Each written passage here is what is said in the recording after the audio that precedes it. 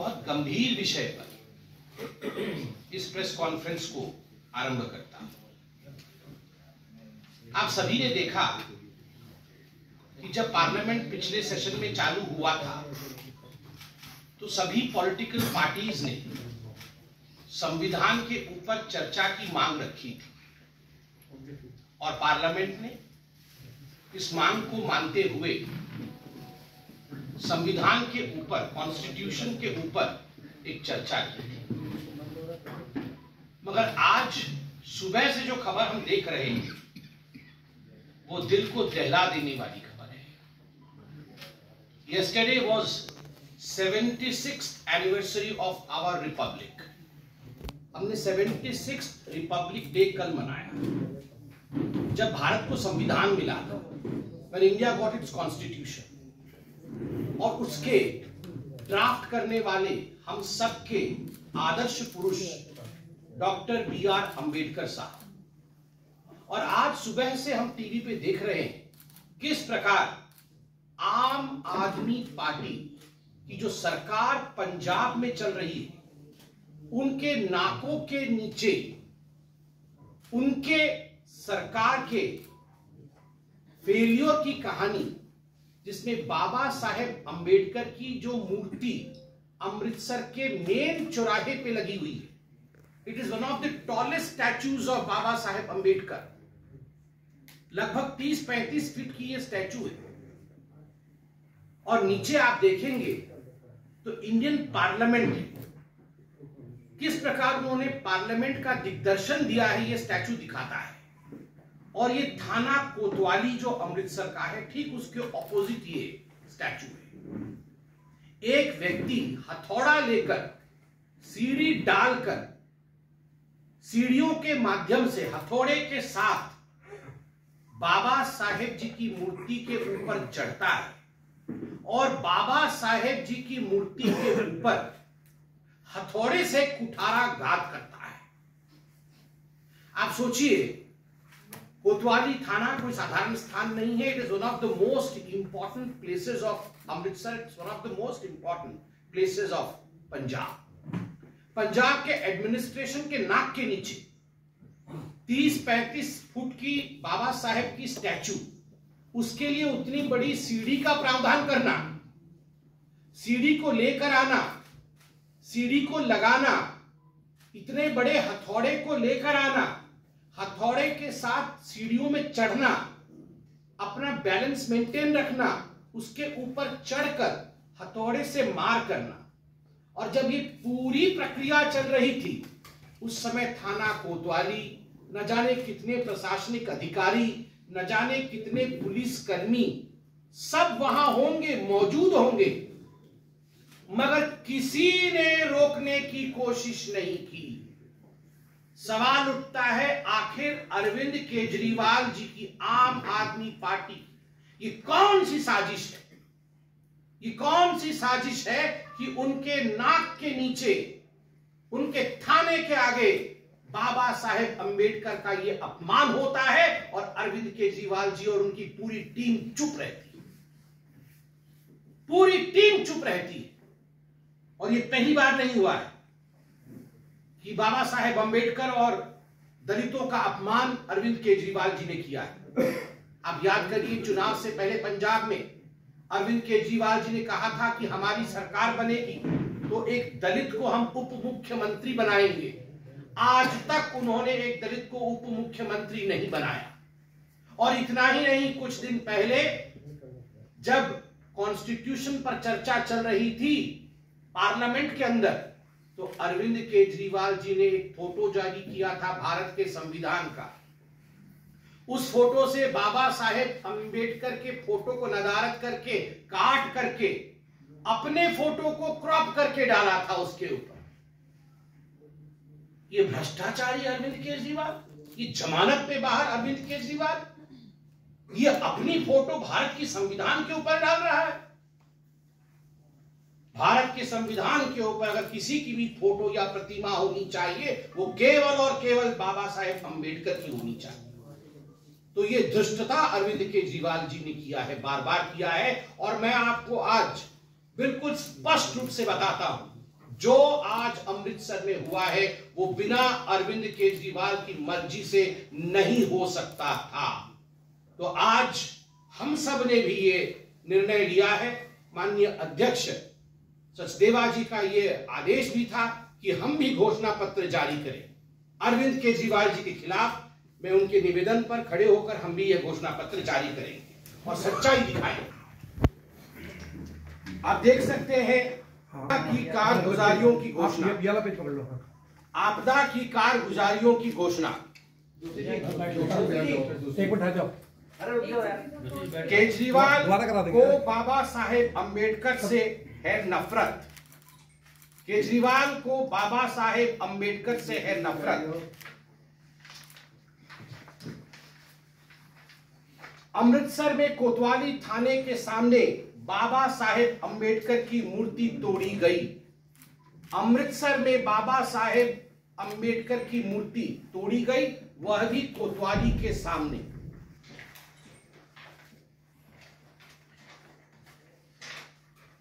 पंजाब में कानून व्यवस्था, कौमी अमन चैन सब ठप, केजरीवाल फेल। थाने के सामने यह हो रहा है तो स्वाभाविक रूप से लॉ एंड ऑर्डर सिचुएशन। और आज इस प्रेस कॉन्फ्रेंस में और भी हम कुछ खुलासा करेंगे, इसलिए इनका असली चेहरा आपदा का है।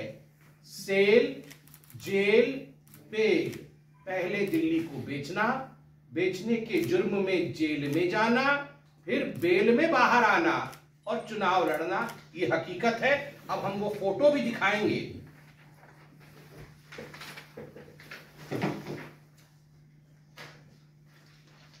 ये आप देख सकते हैं बाबा साहेब अंबेडकर के साथ किस प्रकार की बेअदबी हो रही है, किस प्रकार अरविंद केजरीवाल जी की पंजाब की सरकार ने बाबा साहेब अंबेडकर के साथ बेअदबी की है। इसलिए अरविंद केजरीवाल जी को तुरंत पंजाब जाके बाबा साहेब अंबेडकर जी की इसी मूर्ति के सामने साष्टांग प्रणाम होकर माफी मांगनी चाहिए और अपने पद से भी इस्तीफा देना चाहिए तुरंत। ये प्रेस कॉन्फ्रेंस अगर अरविंद केजरीवाल जी सुन रहे हैं, अरविंद जी, भारतीय जनता पार्टी आपको चैलेंज करती है, अगर आपके मन के अंदर दिल भर का भी, रत्ती भर का भी बाबा साहेब अंबेडकर जी के लिए प्रेम है, सम्मान है, तो आप तुरंत अभी 12 बजे की फ्लाइट लें। आपके पास फ्लाइट की कमी नहीं है, आप 12 बजे की फ्लाइट लें, आप जाएं अमृतसर में, साष्टांग प्रणाम करें बाबा साहेब जी की मूर्ति के सामने और वहां क्षमा याचना करके अपने पद से इस्तीफा देकर आए। और यह फोटो भी जो हमने कहा था बाबा साहेब को हटा करके, हम दोनों फोटो साथ में भी दिखाएंगे कैसे बाबा साहेब का अपमान किया है। देखिए, बाबा साहेब की फोटो निकाल दी है संविधान से और संविधान के प्रतीक के सामने अरविंद केजरीवाल जी ऐसे मुस्कुरा रहे हैं जैसे उन्होंने ड्राफ्ट किया हो संविधान, जैसे उन्होंने लिखा हो। इतने अहंकारी है। देखिए, ये अहंकारी आदमी पार्टी के कारगुजारियों को देखिए, संविधान के सामने से हटा दिया बाबा साहब।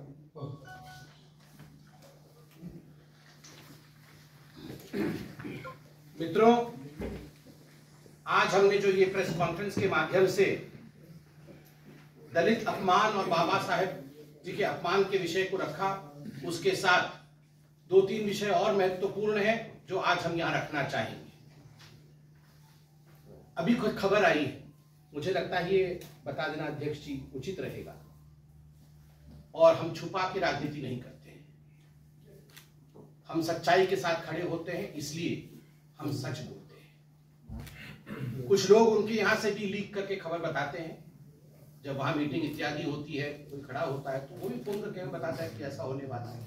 एक खबर आई और मैं बहुत ही रेस्पॉन्सिबल तरीके से, जितने लोग हम मंच पे बैठे हैं, हम सब पार्टी के पदाधिकारी हैं, बहुत सोच समझ कर ये हम बता रहे हैं कि ऐसी खबर है कि शायद अरविंद केजरीवाल जी कुछ दिनों के अंदर अपने ऊपर एक हमला करवाए। उनका वो टेक्निक होता है ना, वो हमला कराएंगे, फिर रोना धरना होगा, सिंपैथी बटोरने की कोशिश करेंगे कि बीजेपी वालों ने किसी ने कराया है। तो अरविंद केजरीवाल जी, ये अगर ड्रामा कराने वाले हैं तो कृपया करके ये ड्रामा मत करवाइए। आप हमला वमला मत करवाइए। आपने जो हमला दलितों के ऊपर किया है उसके लिए आप जाके दलितों से माफी मांगिए। और दूसरी बात है, ये जो पूरा का पूरा इलेक्शन चल रहा है ये जनता बनाम जमानती, ये भी आज खोल के रखना आवश्यक है कि वास्तविक रूप में देखा जाए तो चुनाव किन के बीच में हो रहे हैं। ये जितने लोग हैं, जितने बड़े नेता हैं, तथाकथित बड़े नेता हैं आम आदमी पार्टी के, ये सारे आज जमानत पे बाहर है। वही हाल है जो कांग्रेस पार्टी का है। माननीय मोदी जी ने कहा था ना, बैलगाड़ी, नॉट बैल, बेलगाड़ी, BAIL, बेलगाड़ी। ये बेलगाड़ी पर सवार सारे के सारे नेता हैं और वही हश्र होने वाला है उनका जो कांग्रेस का पूरे भारतवर्ष में हुआ है। नेस्तो नाबूद होने वाले हैं। आप अरविंद केजरीवाल जी की कारगुजारियों को देखिए। मैं एकदम एक सांस में आपको इनकी कारगुजारियां बताता हूं कैसे ये सारे जमानत थे। अरविंद केजरीवाल जी जमानत पे बाहर है दिल्ली शराब घोटाले के कारण। आपको पता है इन्होंने खुद 100 करोड़ रुपए की रिश्वत मांगी थी, डरे गए थे ये। और इतना तो इतना शीश महल वाला, वो कहां गया, कितना का कर्टन, कितने का टॉयलेट। में तो बार बार बोलने के बाद भी मुझे तो मेरी आंखें फट जाती है।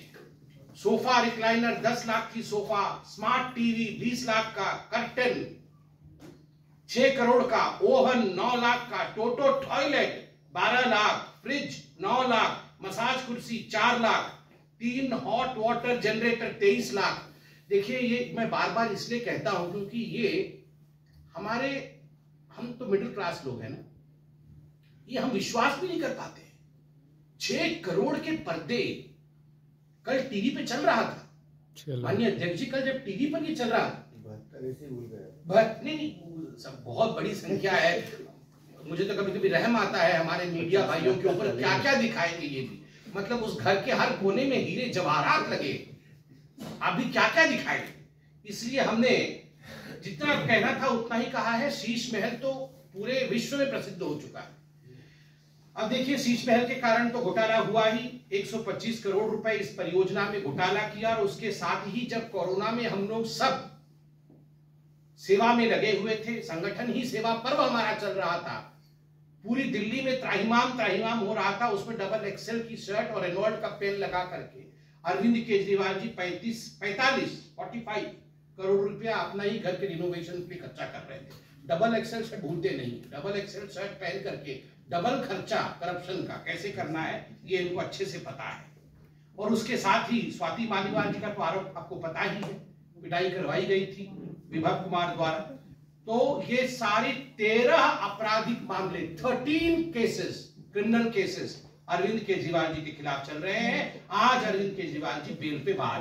अब आती है अतसी मार्लिना जी। अतसी मार्लिना जी के विषय में तो कपिल मिश्रा जी ने बहुत बड़ा खुलासा किया। 17 करोड़ रुपए दिल्ली शराब घोटाले के 17 करोड़ रुपए हवाला चैनलों के माध्यम से एक न्यूज चैनल को दिया गया, जिस न्यूज चैनल के प्रतिष्ठाता उनके खुद के बहनोई थे, अतिशी जी के बहनोई। मेरे पास ये पूरा नोट आया है सारे केसेस, मैं उसमें से पढ़ रहा हूं। आप सोचिए मैं नाम नहीं ले रहा हूं, मैं उनके बहनोई का भी नाम नहीं ले रहा हूं, मगर आप लोग सब जानते हैं हकीकत क्या है। 17 करोड़ रुपए हवाला चैनल के माध्यम से। और मार्लिना जी देखिए, मैं सम्मान करता हूं, उन्होंने सारे विचारधारा जो है ठीक है, अलग बात है कि कार्ल मार्क्स और लेनिन इन दोनों के मिश्रण से उनके नाम को एक बल मिला, मार्लिना। और वो कम्युनिस्ट आइडियोलॉजी के साथ शुरू से ही उनका परिवार खड़ा रहा। हम किसी के परिवार के खिलाफ कुछ नहीं कहते, मगर जो हकीकत है वो बयान करना चाहिए। With all due respect to Atishi's ji's parents, मेरे माता पिता हो, सर के माता पिता हो, सभी के माता पिता होते हैं, मगर विचारधारा महत्वपूर्ण होता है। आपको बता दूं कि ये ऑन रिकॉर्ड है कि आतिशी जी के माता पिता ने 2001 में संसद हमले के दोषी अफजल गुरु के लिए क्षमा दान के लिए चिट्ठी लिखा था। और SR गिलानी ने जब एक कार्यक्रम किया था अफजल गुरु को फांसी नहीं देने के लिए, उसके मंच पर भी अतसी जी के माता पिता विद्यमान थे। माता पिता को ससम्मान सम्मान देते हुए मैं कहना चाहता हूं, परिवार में ऐसी विचारधारा है जो अफजल गुरु जैसे आतंकवादी के लिए खड़े हैं। वो अतसी मारलेना जी आज दिल्ली की मुख्यमंत्री है और भविष्य में भी मुख्यमंत्री बनने की सपने देख रही है।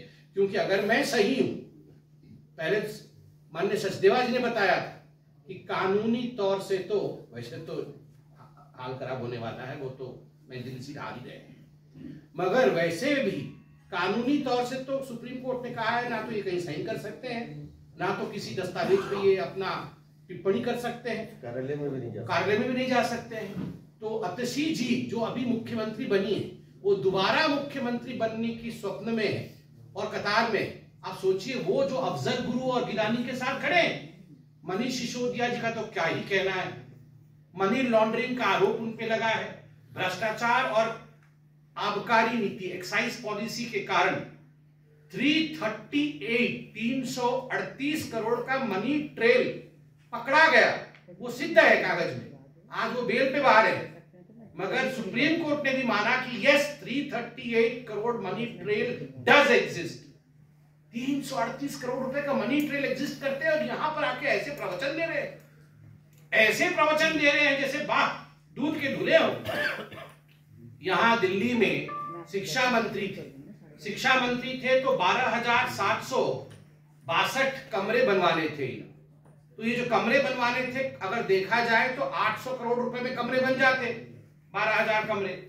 मगर इन्होंने कुल मिला के खर्च किया 2,892, मतलब कुल मिलाकर के लगभग 2,000 रुपए का घोटाला किया है। वो अभी केस चल रहा है, बेल पे बाहर है और 3 आरोप इनके ऊपर और चल रहे हैं। बेल पे बाहर है मनीष सिसोदिया, संजय सिंह। सुल्तानपुर जिला के कोर्ट ने इनको दोषी करार दिया, 3 महीने के लिए जेल करार दिया और 1,000 रुपए का जुर्माना दिया। ऑन रिकॉर्ड है, आप उनके एफिडेविट में जाके देखिए। आबकारी नीति घोटाले में स्पेशल पर्पस व्हीकल, जिसको विशेष प्रयोजन वाहन अंग्रेजी में स्पेशल पर्पस व्हीकल बनाया, जिसके माध्यम से पैसे की लेन देन हुई। ईडी ने इनको गिरफ्तार किया था 4 अक्टूबर 2023 को, बेल पर बाहर हैं। और संजय सिंह जी वो व्यक्ति हैं जिन्होंने हमारे अग्निपथ योजना में एक फेक न्यूज फैलाई थी कि जाति पूछी जाती है। इंडियन आर्मी को तोड़ने की कोशिश भी संजय सिंह जी ने, बेल पे बाहर। दुर्गेश पाठक, आबकारी नीति घोटाला, 2 बार पूछताछ हो चुका है। गोवा में जो चुनाव हुआ, पैसा दुर्गेश पाठक जी के माध्यम से गोवा पहुंचा, यह भी हो चुका है। राजेंद्र नगर में जो बेसमेंट में पानी भरने के कारण बच्चियों की मौत हुई, बच्चों के मौत हुए, उसके कारण भी हम सबको मालूम पड़ा कि डीसिल्टिंग जो कराना था ड्रेन का राजेंद्र नगर में, उस हॉस्टल के बाहर डीसिल्टिंग नहीं कराया था दुर्गेश पाठक में, उसमें भी भ्रष्टाचार की बू आती है। क्यों डीसिल्टिंग नहीं कराया था, क्यों बच्चियों को मरना पड़ा? विभव कुमार के बारे में जितना बताया जाए उतना कम है। स्वाति मालीवाल जी को पीटना, अनुचित सुविधाएं प्राप्त करना, सरकारी सुविधाएं, घर, गाड़ी इत्यादि किस प्रकार से प्राप्त करना और आबकारी नीति में सबूतों को नष्ट करना, यह बात भी कोर्ट में लगभग तय हो चुका है। सत्येंद्र जैन जी के बारे में ज्यादा कहने की आवश्यकता ही नहीं है। यह आज दिल्ली का बच्चा जानता है। तो मसाज भी करवाते थे, वो मंगोड़े पकौड़े सब खाते थे जेल में। मगर मनी लॉन्ड्रिंग 4 फर्म है इनके 4 फर्म है, शेल कंपनीज है। इन 4 कंपनीज के माध्यम से मनी लॉन्ड्रिंग का जघन्य काम इन्होंने किया। और सबसे पहला जो ब्राइबरी केस जिसपे वो जेल गए, एक तो आबकारी नीति तो है ही, मनी लॉन्ड्रिंग तो है ही। इन्होंने BEL, भारत इलेक्ट्रॉनिक्स लिमिटेड एक कंपनी है, आपको पता है, ये अरविंद केजरीवाल जी झूठ बोलते हैं, उन्होंने बोला हर जगह सीसीटीवी कैमरा लगाएंगे, मतलब पत्ता भी हिल रहा होगा तो कहीं वो देख लेंगे सीसीटीवी कैमरा। तो ऐसे करके इनको 1.4 लाख, लगभग 1.5 लाख कैमरे लगाने थे पूरे दिल्ली में। उसमें 571 करोड़ खर्चा होना था। अब इन्होंने टाइम से लगाया नहीं। टाइम से नहीं लगाने से टेंडर होता है, टाइम से नहीं लगाने से पेनल्टी लगती है। तो पेनल्टी लग गई बीईएल कंपनी के ऊपर, 16 करोड़ की पेनल्टी लग गई। तो सत्येंद्र जैन जी ने कहा अच्छा कोई चिंता मत करो, तुम मुझे 7 करोड़ दे दो, मैं तुम्हारी मांग कर देता हूं। अच्छा 7 करोड़ दिया, ये ले गए 7 करोड़ और 16 करोड़ की पेनल्टी माफ कर दी। तो कुछ पैसे बच गए बीईएल के। अब वो जेल गए, जेल में जाके एलमंड्स खाया और मसाज कराया। तो खैर उनकी तो फिर डाकू के घर में डकैती भी इन्होंने डाली थी। एक है ना वो सुकेश चंद्रशेखर, सुकेश चंद्रशेखर जेल के अंदर, ये जाके उससे मिल ली, बोले कि जेल के अंदर फैसिलिटी मैं दूंगा तुम्हें और तुम्हारे को प्रोटेक्शन मनी मुझे देना पड़ेगा। ये कह के 10 करोड़ ले लिया। मतलब सोचिए, डाकू के घर में डकैती डाला, ये इतना बड़ा ठग है। जाके 10 करोड़ सुकेश से ले लिया और सुकेश जी ने एक चिट्ठी लिखी, वो जो ठग है उसने एक चिट्ठी लिखी, उस ठग ने चिट्ठी लिखी कि ये तो 10 करोड़ इसने लिया है, इससे पहले 50 करोड़ मैंने आम आदमी पार्टी को दिया है। मतलब ठगों की पूरी जमात। अमानतुल्लाह खान, मैं तो देखा था आप में से किसी को धमका भी रहे थे वो परसों, उनके बेटे के बाद वो धमका रहे थे ना। बताइए कितने अहंकारी है वो तो कैमरा था वहां पर, नहीं तो पिटाई भी कर देते। कैसे लोग चुनाव लड़ रहे हैं, कैसे लोग चुनाव लड़ रहे हैं। उनका बेटा कहता है जानते नहीं हो मैं किसका बेटा हूं, मेरा पिताजी जो है वो विधायक है। और ये वीआईपी कल्चर खत्म करने आए थे, ये वीआईपी कल्चर खत्म करने आए थे। इनका बेटा ऐसा बोल रहा था, और मतलब बेटा तो बेटा, पिताजी का देखिए मीडिया वाले को बोला तो यहां से जाएगा नहीं, तेरी पिटाई करूंगा। आप इनकी अहंकार की कहानी देखिए। अमानतुल्लाह खान, आज वक्फ बोर्ड की मीटिंग भी चल रही है जेपीसी की, ये अवैध भर्ती कराया है इसने वक्फ बोर्ड में। वक्फ संपत्तियों को अवैध रूप से पट्टे पर देना और इस धन का दुरुपयोग करना, सीना ठोक के हम कहते हैं ये दुरुपयोग इन्होंने किया है। ये इतने भ्रष्टाचारी है अमानतुल्लाह खान। और सौरभ भारद्वाज जी की जो ओएसडी थे, उस ओएसडी ने पैसे लेकर एक नर्सिंग होम को पास किया, जिस नर्सिंग होम में आग लगने से 6 बच्चियों की मौत हो गई, 6 बच्चों की मौत हुई। बाद में धन्यवाद है एलजी साहब का कि एलजी साहब ने उस ओएसडी को हटाया। जहां तक मेरे को नाम याद है आर्यन दास या ऐसा कुछ था वो ओएसडी का, ओएसडी को हटाया गया। Blood is on their hand. ये जो बच्चे मारे गए, मासूम बच्चे, किसके कारण? और इस सौरभ भारद्वाज जी ने, पूरी दस्तावेज है मेरे सामने, शराब घोटाले के, भ्रष्टाचार के मामलों के साथ इन्होंने खिलवाड़ भी किया, उसको मिटाने की कोशिश की।